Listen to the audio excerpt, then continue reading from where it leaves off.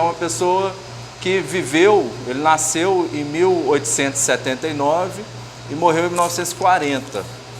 Então ele viveu durante um período que ocorreram várias transformações sociais, né? A gente vai perceber que ele viveu a Primeira Guerra Mundial, viveu a Segunda Guerra Mundial, foi perseguido na época dos nazistas, embora ele não fosse judeu, ele foi perseguido como um judeu, e todas essas influências sociais e políticas que aconteceram durante a vida dele interferiram na obra dele. Então aqui, essa primeira parte das obras, é interessante que ele não tinha interesse nenhum, num primeiro momento, em transformar esses desenhos, mais ou menos num período de 4, 5 anos de idade, né, em desenhos que poderiam ser expostos como obra de arte. Aqui ele faz um desenho com 4 anos de idade, já tem um anjinho aqui, ó. Vocês vão ver que na exposição depois, que a gente vai ver, né, na quarta, quinta parte da exposição, os anjos vão aparecer com uma intensidade muito grande na obra dele, né? Então você já percebe que já tinha uma relação aqui com a questão angelical.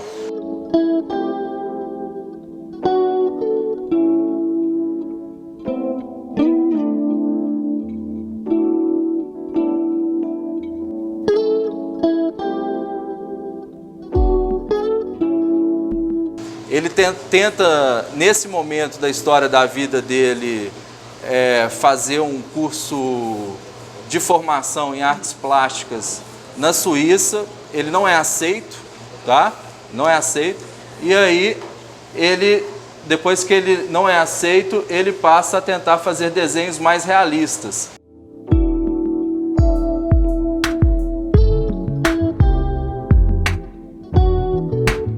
Aqui você vê a figura de uma mulher, né, uma mulher de traços não europeus, né, ela se posicionando assim de costa para um animal, né, e ela tocando o seu próprio sexo, né, e o animal sendo provocado por o desejo dessa mulher, né. Então você vê que na verdade tem toda um jogo erótico em cena aqui, né?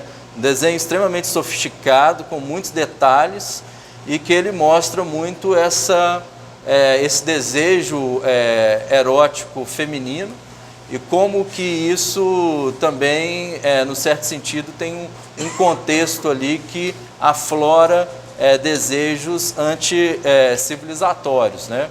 Eu digo isso porque ele usa essas palavras, né, fazendo uma crítica à própria burguesia, fazendo uma crítica à civilização, fazendo uma crítica e trazendo essa dimensão erótica, essa dimensão da sexualidade de uma maneira mais marcante na obra dele, né? Então sempre o corpo feminino, e um corpo feminino que vem, não é um corpo que tem características que não são apenas humanas, vamos dizer assim, né? Tem algumas características ali que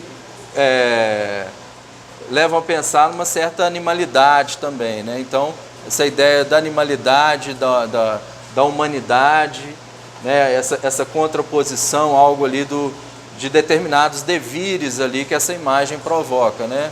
O devir animal, o devir mulher. Então, seres ali que não são definidos de uma maneira única, né?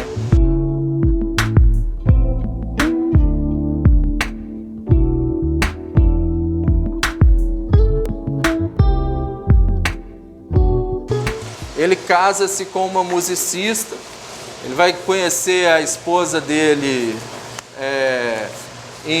a Lili, em Munique, tá?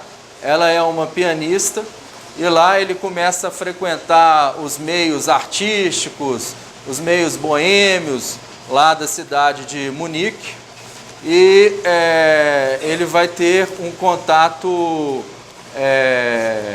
com ela, e eles vão ter um filho, que o filho dele vai se chamar Félix.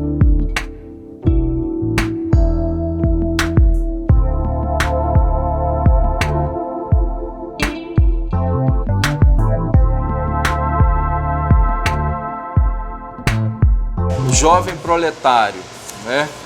Você observa a obra, né? No primeiro momento você percebe que é uma obra que já tem um cunho marxista, e você percebe, né, embora ele faça uns contornos extremamente negros, escuros, ele traz um jovem, quando você olha, você percebe que existe uma luminosidade, que tem imagem, tem cor, né? Então, um certo paradoxo, né? Forças ali que escuras, mas que se contrapõem com imagens coloridas, ou seja, uma certa vivacidade que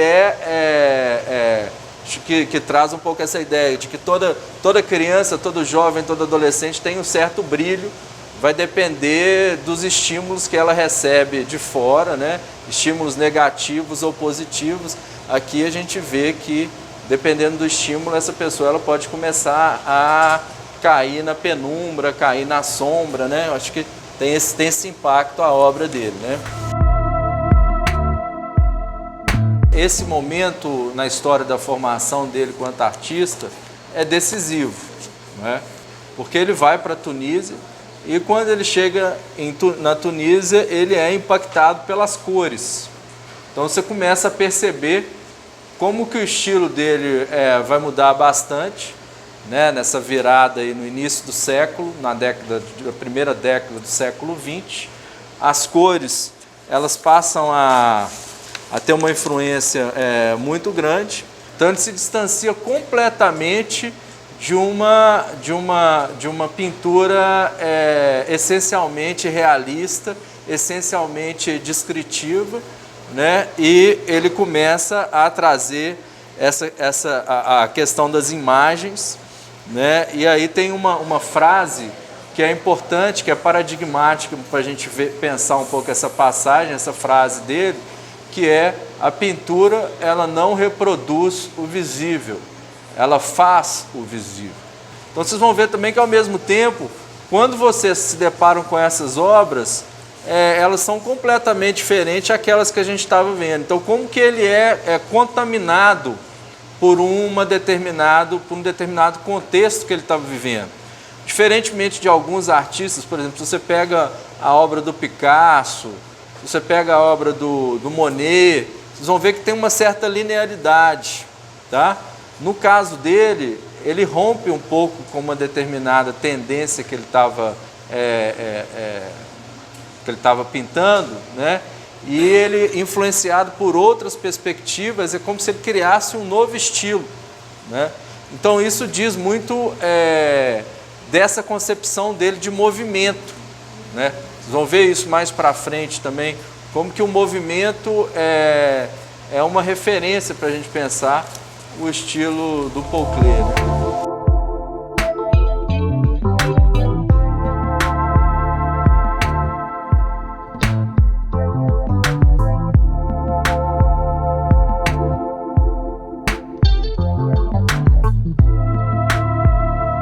A forma que você vai ler o quadro dele, você vai ler o que o quadro dele, como que você é capturado pelo quadro dele, que tipo de forma que o quadro dele produz em você.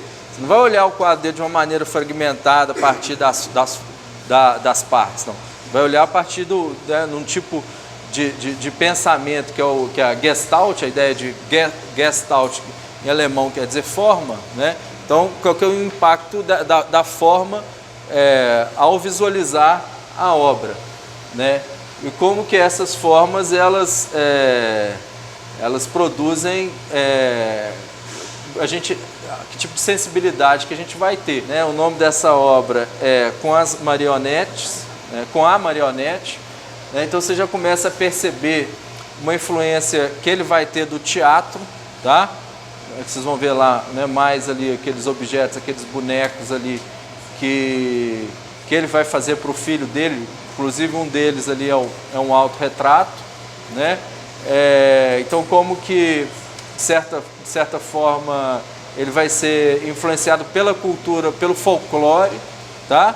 Pela cultura alemã, da cultura de rua, e de pensar também a ideia de máscaras, de uma sociedade a própria sociedade, a própria organização social se dá a partir de papéis sociais, a ideia de máscaras sociais. Então ele traz isso para a pintura, né, influenciado pelo teatro, influenciado pela cultura de rua, né?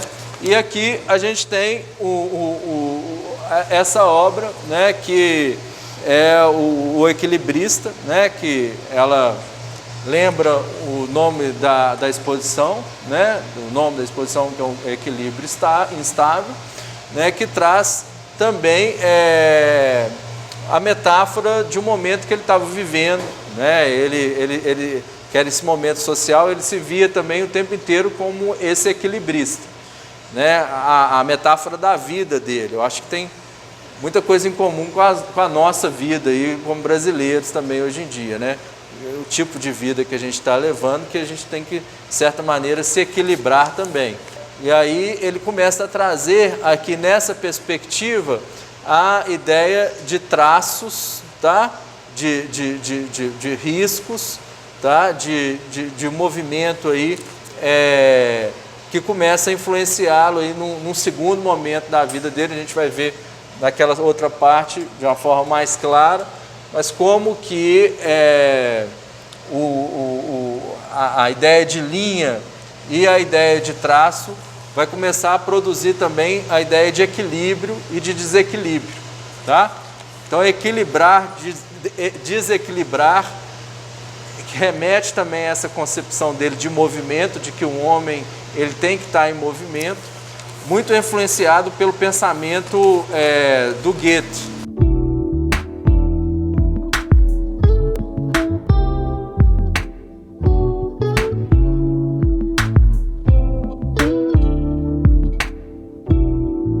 Outra obra interessante, olha aqui também, a questão do movimento, olha, né? Os braços todos em movimento, ó, né? E aqui, né? Uma máscara, né? Então o tempo inteiro você vê que tem essa conotação. Então você vai pensar, o que ele pensa, né? Qual que é a ideia dele de homem, né? A ideia dele de homem ou de estar no mundo é essa, não é a ideia de um sujeito congelado, mas essa metáfora do movimento, né? Aqui alguns objetos que ele fez, que são os objetos, os fantoches, né? Ele fez esse para o filho dele, né? E tinha para o filho dele brincar. E tinha um certo detalhe nas brincadeiras que ele fazia com o filho dele, que era a ideia de que ele dava os bonecos para o filho dele brincar, mas ele não brincava com o filho dele, né? Ele deixava o filho dele inventar, ele deixava o filho dele criar, né? Mas ele não inventava as histórias. Então tinha um detalhe interessante. Nesse ponto, né, pensando aí nessas questões da psicanálise do Édipo, é interessante também a gente pensar que o filho dele, depois é esse sujeito mais velho aí que vocês vão ver nessas imagens, ele se transforma num dramaturgo, tá? Então ele vai ser um diretor de teatro, ele vai fazer obras peças de teatro, né? Muito influenciado pela formação que ele teve na infância.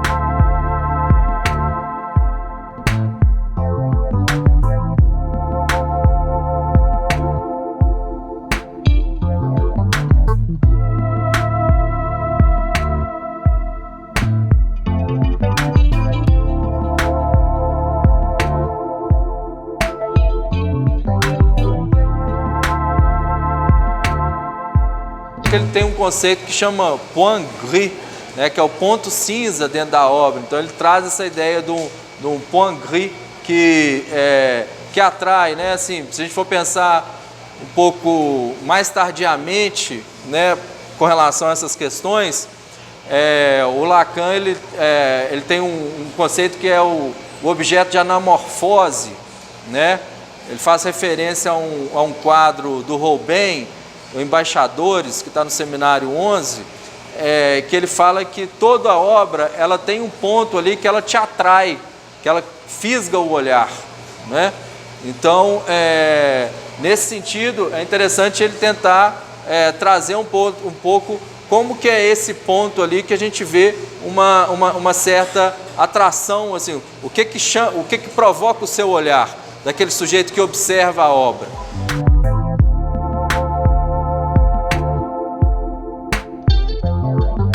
momento ali que ele passa a ser perseguido, né?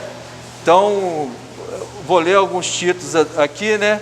Também ele, um ditador, tá? Então, essa obra aqui é uma obra extremamente, um sujeito que já tinha uma sofisticação extremamente elevada para pensar as questões relacionadas à arte, né? Nesse momento aqui ele começa a fazer alguns rabiscos primitivos, né? O tipo de leitura que a gente começa a ter primitivo não é o desenho, primitivo era o cenário no qual ele estava vivendo, primitivo eram as perseguições que ele estava sofrendo, que o povo judeu estava sofrendo naquela época. Aí ele faz uma obra ali com rabiscos, né? Mostrando essa animalidade, esse ódio, essa segregação que esses sujeitos começaram a viver durante esse momento da história. Essa sessão aqui, ela traz um pouco esse momento aí, que é um momento, né, de perseguição e tudo, e que ele faz vários quadros de anjos, tá?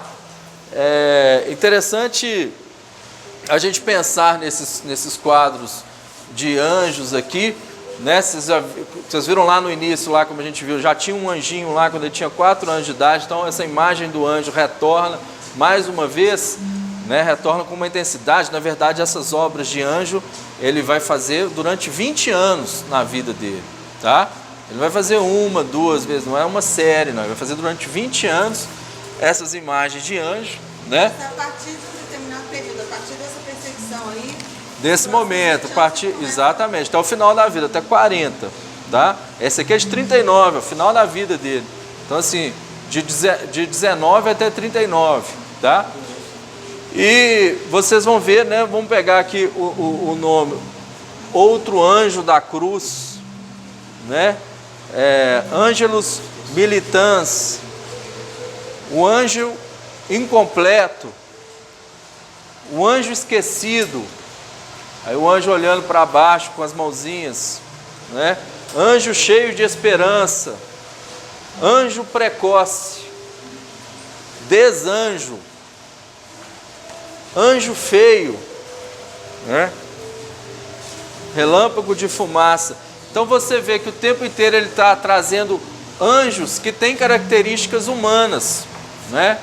Então essa ideia do sublime, daquele anjo que ele deve ser tocado, que não deve ser tocado, que vai ficar ali, né, naquela imagem todo folheado a ouro, folheado a prata, que é a representação do divino, isso passa a ser questionado. Ele começa a trazer características humanas para esses anjos, né? Adjetivos para esses anjos. Então a gente vai pensar uma arte que não traz essa representação do sublime, mas pelo contrário, ela traz a sua própria falha, a sua própria humanidade, a sua própria vamos dizer assim, a sua dimensão de resto, a sua dimensão de abandono, né? Então, nesse ponto, é interessante a gente pensar, né, o próprio material que ele utiliza aqui também, que são folhas, papéis e feitos também a lápis. O Lacan, no seminário 7, ele vai pensar muito a arte nesse lugar também, né? Ele vai falar elevada à sua dimensão de coisa, ou seja, uma certa coisificação, né? Uma certa dimensão de algo que falha, que é algo que é humano, né? Então a arte, nesse sentido, ela vai sair dessa dimensão do sublime e vai começar a chegar um pouco nessa dimensão de resto, de uma certa humanidade, né? Você vê que a arte moderna hoje, quem vai em Inhotim, vocês vão presenciar isso o tempo inteiro, né? Inclusive isso levado às últimas consequências também, né? Alguns sujeitos, inclusive, transformam a arte em algo que, no campo de uma subversão, de uma certa transgressão, mas porque traz um pouco essa dimensão de uma certa humanidade, de uma certa qualidade de resto, de uma certa qualidade ali, né? A arte já não é mais algo que está no campo do belo, né?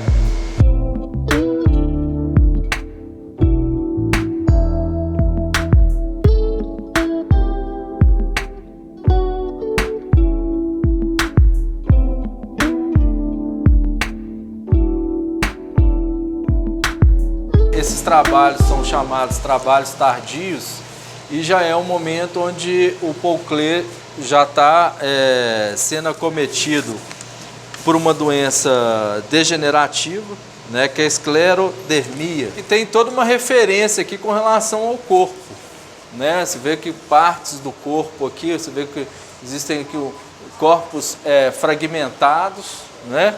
E também é um momento onde ele está vivendo uma situação de uma certa...